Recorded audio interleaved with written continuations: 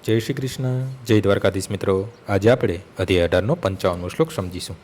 ભક્ત્યા મામભિજાનાતિ યાવાન યહ ચ સ્મિં તત્વતઃ તતો મા તત્વતો જ્ઞાત્વા વિશતે તદંતરમ. મને કેવળ ભક્તિ દ્વારા જ પૂર્ણ પુરુષોત્તમ પરમેશ્વર તરીકે મૂળ રૂપે જાણી શકાય છે. અને આવી ભક્તિ વડે જ્યારે મનુષ્ય મારી પૂર્ણ ચેતનામાં હોય છે ત્યારે તે વૈકુંઠ જગતમાં પ્રવેશ કરી શકે છે. પૂર્ણ પુરુષોત્તમ પરમેશ્વર કૃષ્ણને તથા તેમના શ્વાંસ વિસ્તારો અને માનસિક તર્ક દ્વારા જાણી શકતા નથી, અને અભક્તો પણ તેમને જાણી શકતા નથી. જો કોઈ મનુષ્ય પૂર્ણ પુરુષોત્તમ પરમેશ્વરને સમજવા ઈચ્છતો હોય તો તેણે શુદ્ધ ભક્તના માર્ગદર્શનમાં રહી શુદ્ધ ભક્તિ ગ્રહણ કરવી પડે છે.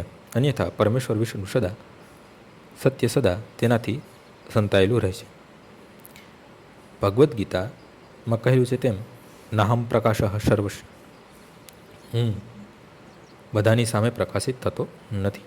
કેવળ બૃહસ્રુત વિદ્વતા કે માનસિક તર્ક દ્વારા ઈશ્વરને સમજી શકાય નહીં. કૃષ્ણને તો માત્ર તે જ સમજી શકે કે જે વાસ્તવિક રીતે કૃષ્ણ ભાવનામૃતમાં તથા ભક્તિમય સેવામાં લાગેલો હોય છે.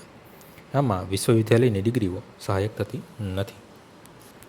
આજનો શ્લોક અહીં પૂર્ણ થાય છે. આવતીકાલે ફરીથી સવારે 6 વાગ્યે મળીશું. જય શ્રી કૃષ્ણ.